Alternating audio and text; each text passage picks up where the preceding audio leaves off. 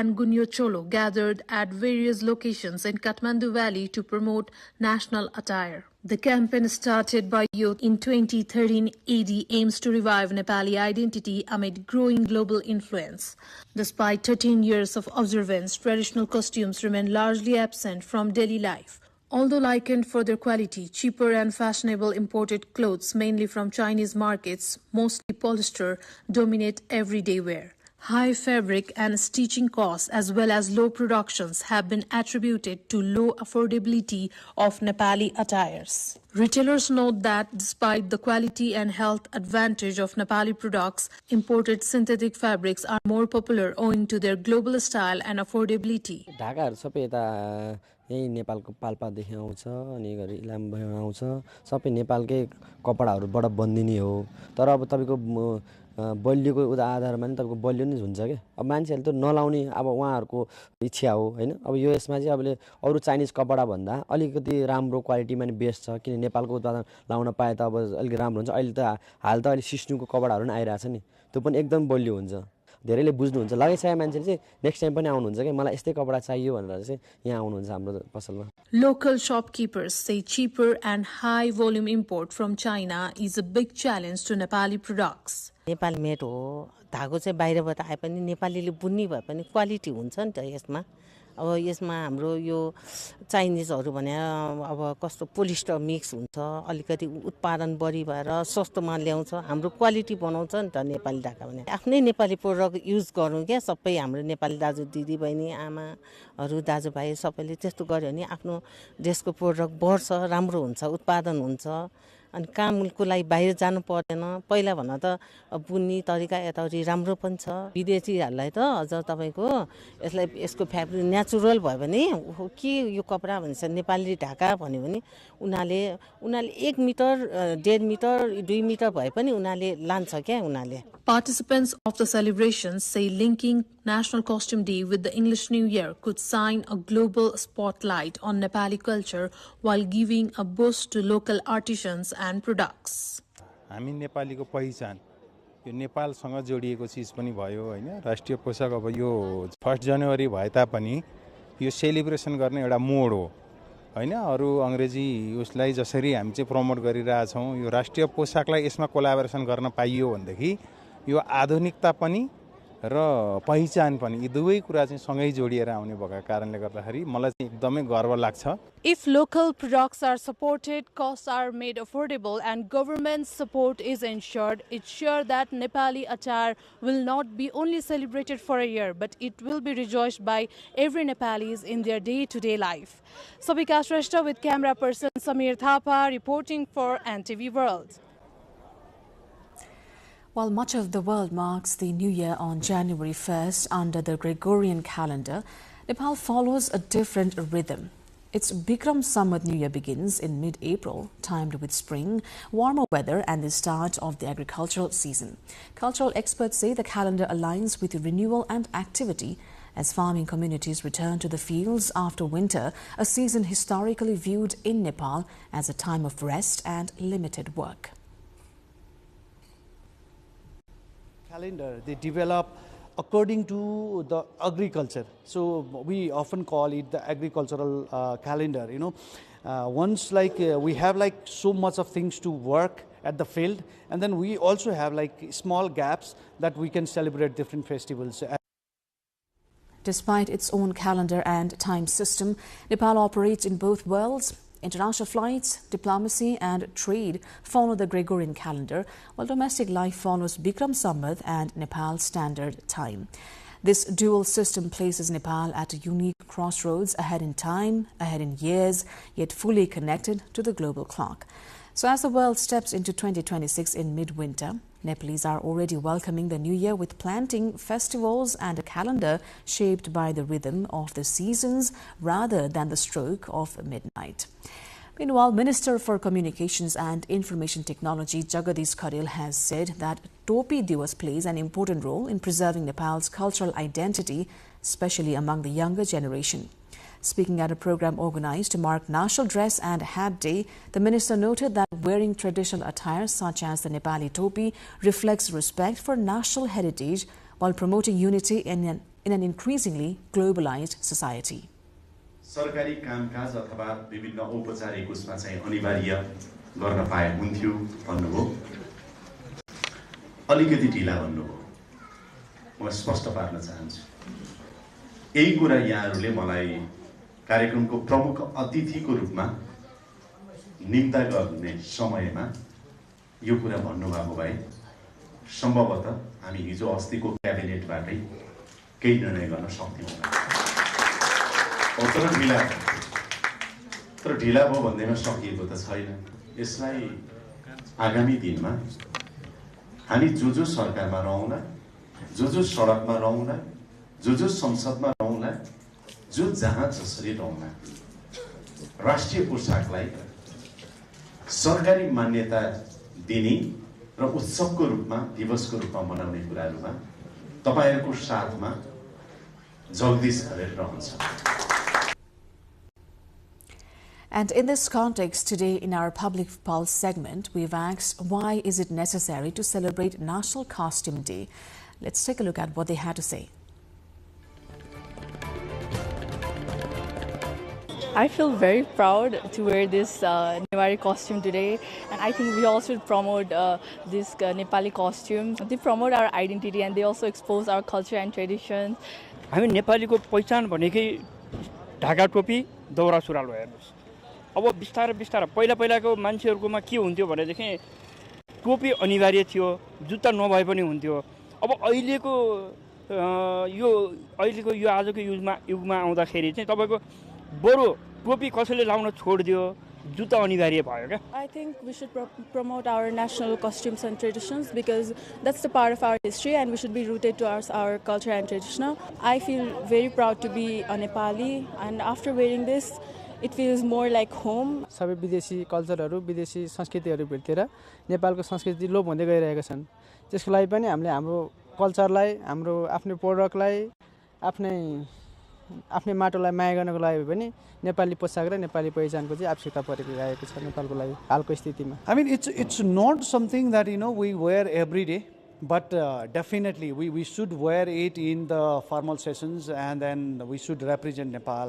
I know it's a very unique thing besides the blazer or the coat we wear the daura sural is very unique in the world.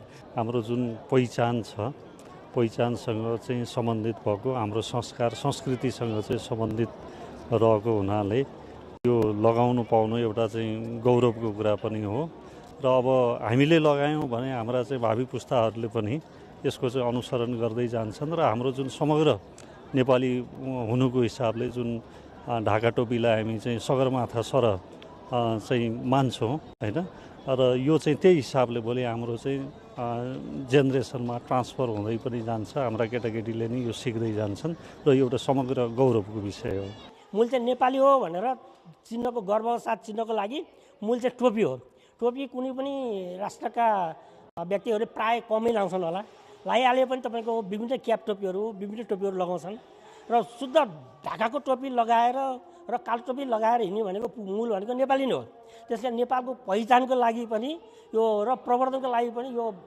राष्ट्रिय पोशाक अनिवार्य आवश्यकता छ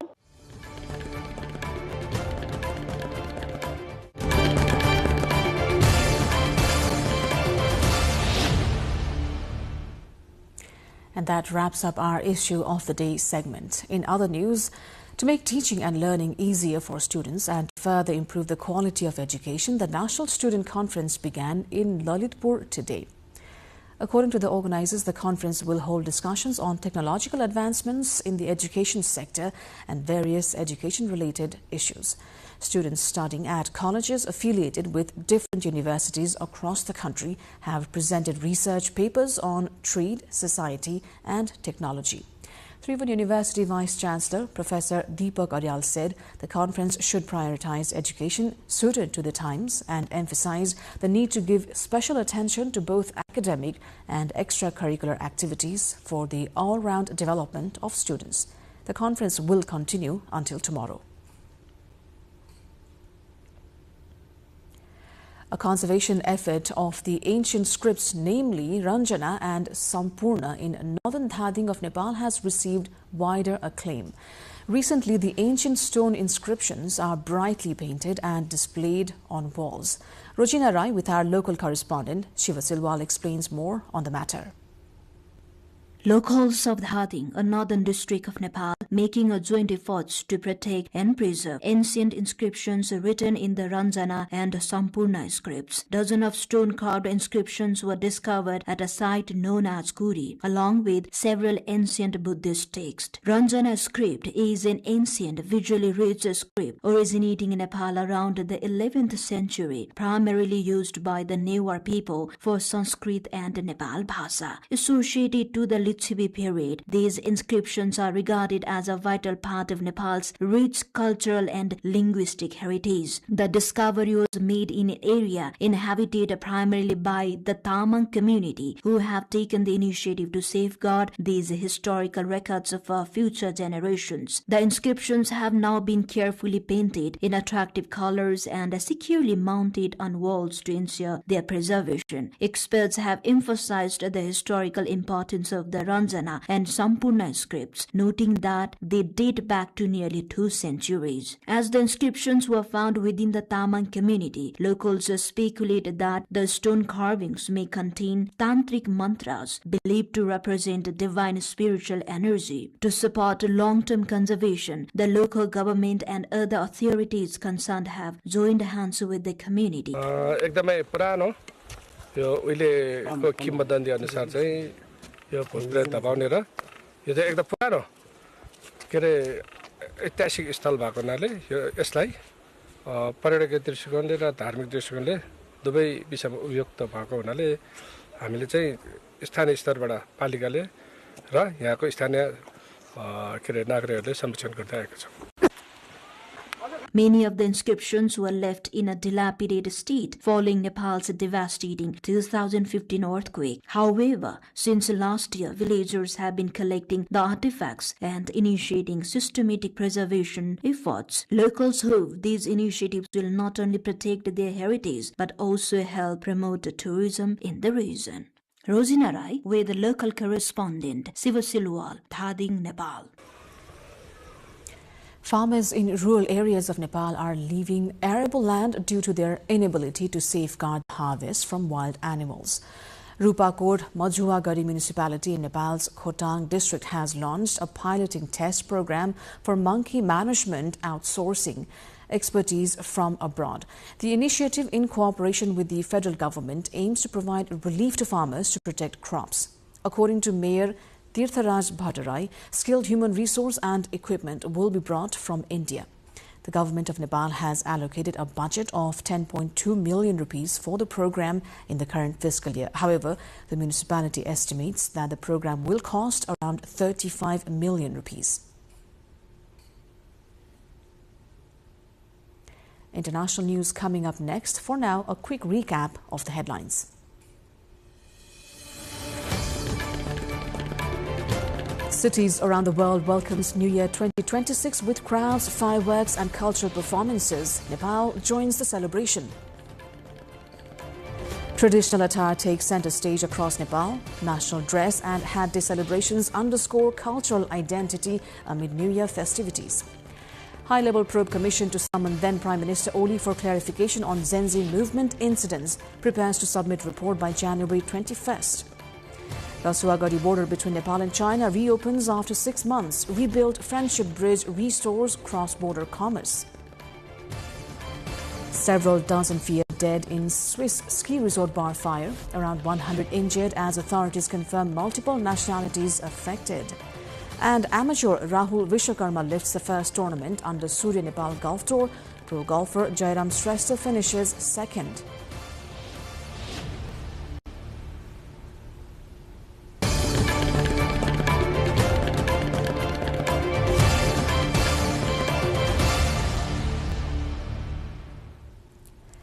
The United States military has said it has carried out new lethal strikes against suspected drug trafficking vessels in the Caribbean, killing 8 people. U.S. Southern Command recently released 2 videos on X showing airstrikes conducted on 30 and 31st of December, targeting what it described as drug-laden speedboats attempting to evade interception. The latest deaths bring the U.S. tally of suspected traffickers killed during maritime anti-narcotics operations to at least 115 since Washington intensified its campaign last year. The strikes are part of a broader U.S. push to curb cocaine shipments moving from South America towards Central America, Mexico and the U.S., with routes increasingly extending toward Europe and Asia. Zohran Mamdani, a vocal critic of U.S. President Donald Trump, has been sworn in as the new mayor of New York City, becoming the first Muslim to lead America's largest metropolis. The 34-year-old Democrat took the oath of office just after midnight at an abandoned subway station beneath City Hall, a symbolic nod to the city's infrastructure challenges and his grassroots campaign roots. Mamdani, the son of Ugandan Indian immigrants, first rose to national attention as a state assembly member aligned with progressive movements that opposed President Donald Trump. Mamdani succeeds outgoing Mayor Eric Adams and has pledged to tackle housing shortages, rising living costs and public transit funding, issues that dominated the campaign. His victory marks a shift in New York politics as progressive leaders look to expand their influence ahead of the 2026 U.S. midterm elections. Rescue teams from the humanitarian group SOS Mediterranean have transferred dozens of migrants, onto their vessel Ocean Viking after they were initially saved by a supply ship in international waters between Malta and Tunisia.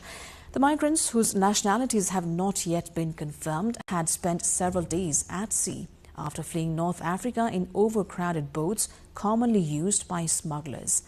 According to UN Refugee Agency, the Central Mediterranean remains one of the world's deadliest migration routes, with more than 2,500 people reported missing or dead in 2023.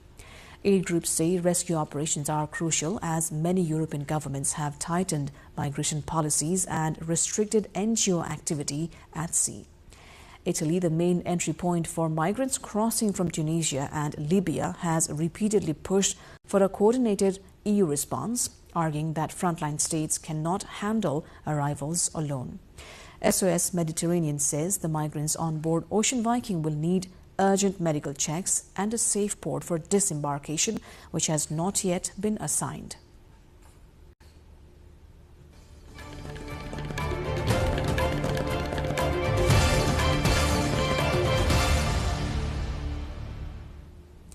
Business news and sports update coming up next. Stay with us.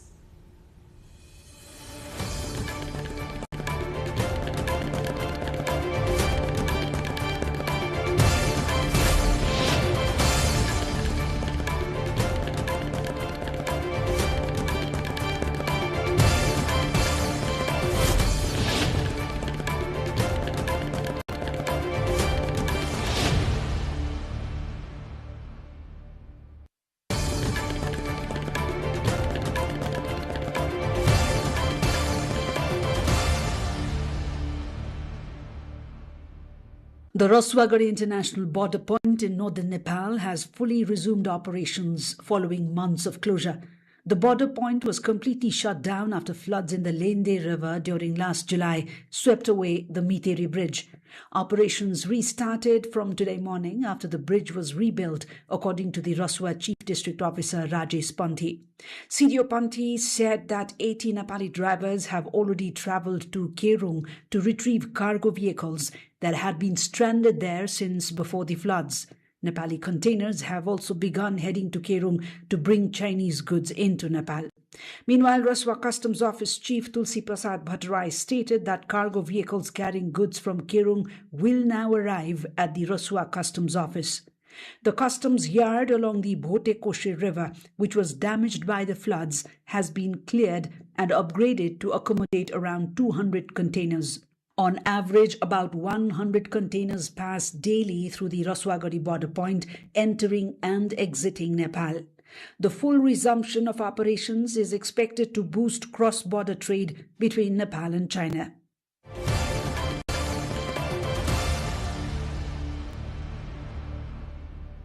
The Reserve Bank of India has said Indian economy is likely to maintain strong growth underpinned by robust domestic demand, benign inflation, and prudent macroeconomic policies, despite an uncertain and challenging global economic backdrop. RBI Governor Sanjay Malhotra, in his foreword in the latest edition of the RBI Financial Stability Report, said the health of commercial banks remains sound with strong capital and liquidity buffers, improved asset quality, and robust profitability. According to him, financial sector regulators recognize that financial stability is not an end in itself, and promoting innovation and growth, protecting consumers, a pragmatic approach to regulation and supervision that improves financial system efficiency are equally important. The report reflects the collective assessment of the subcommittee of the Financial Stability and Development Council on the resilience of the Indian financial systems and risks to financial stability.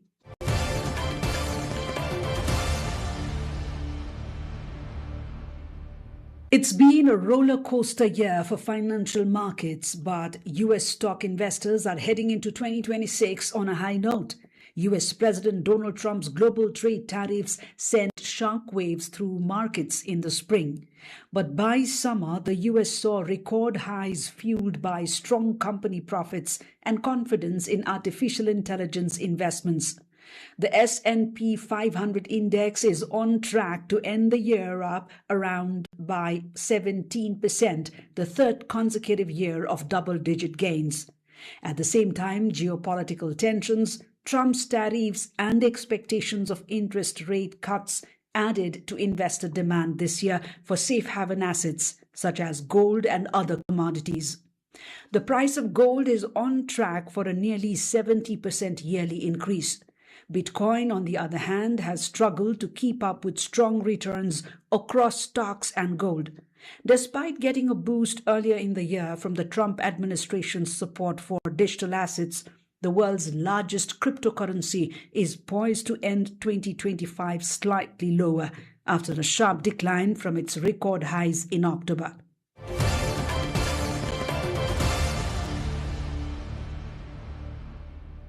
"20 years after joining the European Union, Bulgaria is preparing to become the 21st member of the Eurozone, marking a major milestone in the country's economic integration with Europe. The planned switch from the lev to the euro is intended to strengthen Bulgaria's economy, improve trade, and attract foreign investment. Government officials say adopting the common currency will bring long-term stability and align the country more closely with its European Union partners. However, the move has sparked growing concern among citizens and political groups. Many fear that introducing the euro could lead to higher consumer prices, as seen in some other countries after adopting the currency.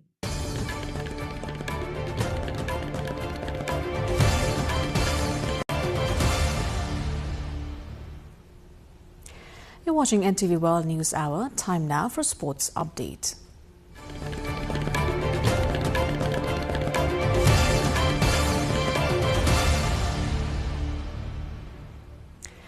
Enzo Maresca has left his role as Chelsea manager, with the club sitting fifth in the Premier League. The 45-year-old Italian departs less than 6 months after winning the Club World Cup at the end of his first season at Stamford Bridge. The Blues have won just one of their past 7 league matches and took only 6 points from 6 games in December to fall 15 points behind leaders Arsenal. But results are only a small part of the story. Maresca, who had a contract due to run to 2029, delighted key figures at Stamford Bridge, including sporting directors Paul Winstanley and Lawrence Stewart, and influential co-owner Begdad Eghbali, by steering Chelsea to a top 4 finish and winning the Conference League and Club World Cup last year. Yet success soon turned to sourness in his relationship with the hierarchy.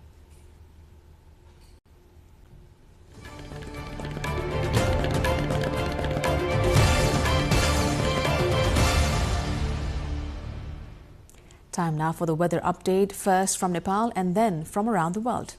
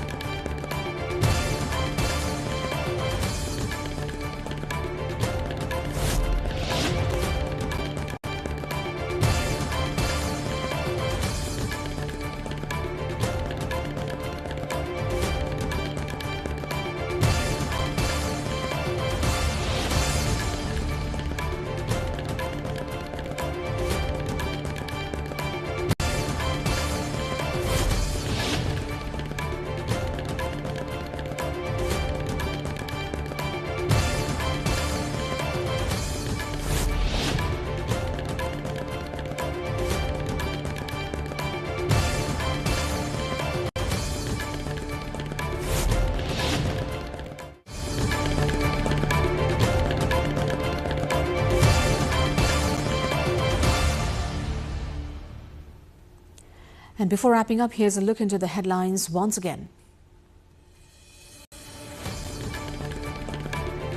Cities around the world welcomes New Year 2026 with crowds, fireworks and cultural performances. Nepal joins the celebration. Traditional attire takes center stage across Nepal. National dress and hat day celebrations underscore cultural identity amid New Year celebrations.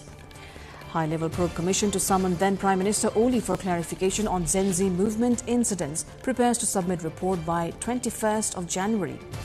Rasuagari border between Nepal and China reopens after 6 months. Rebuilt friendship bridge restores cross-border commerce.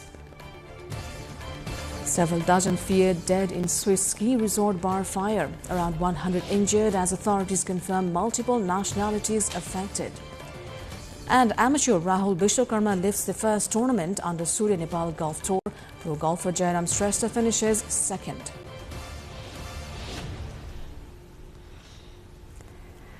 That is all for the moment here on NTV World News Hour. Do join us through our social media pages and also visit our official website nepaltelevision.com for more updates. I'm Sarah Sapsanamarai. Thanks for staying with us. Good night. Happy New Year.